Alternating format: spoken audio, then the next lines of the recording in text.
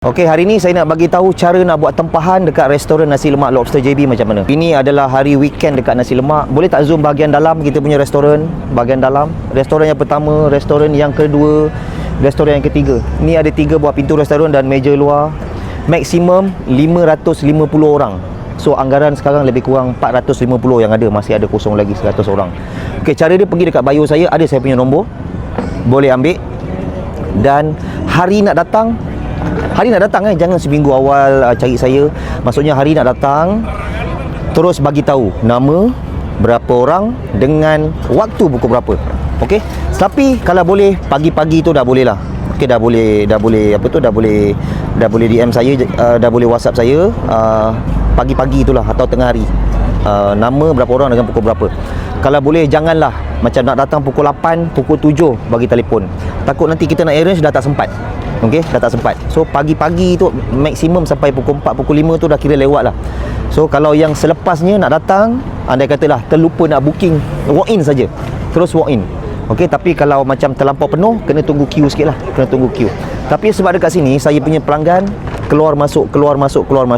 So jadi tak ada masalah. Okey, walaupun ramai macam mana pun, insya-Allah kita akan serve secepat mungkin. Customer keluar terus masuk, jangan risau. Okey, tapi kalau nak mudah, booking. Bila booking, macam contoh nak datang ramai-ramai macam ni macam ni, nak datang ramai-ramai ni, mungkin 10-12 orang. Boleh zoom sikit tak? Ni macam ni, diorang dah booking, senang. Diorang memang request naik meja luar.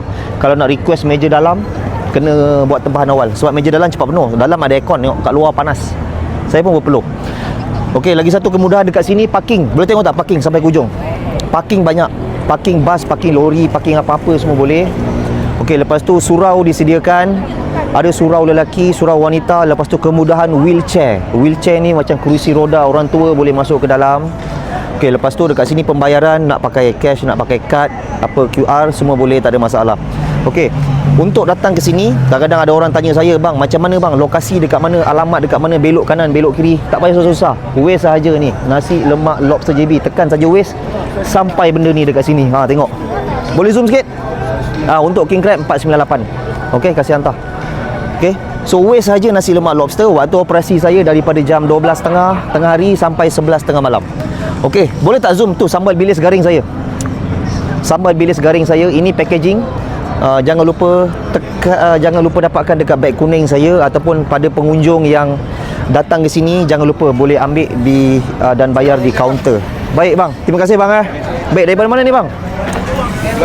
Pulau Pinang. Oh, yang makan kat sana tadi macam mana King Crab saya, baik tak? Okey, baik bang. Abang makan daripada Pulau Pinang. Yang tak pernah main lagi, orang utara, orang Pinang khusus yang tak ada main.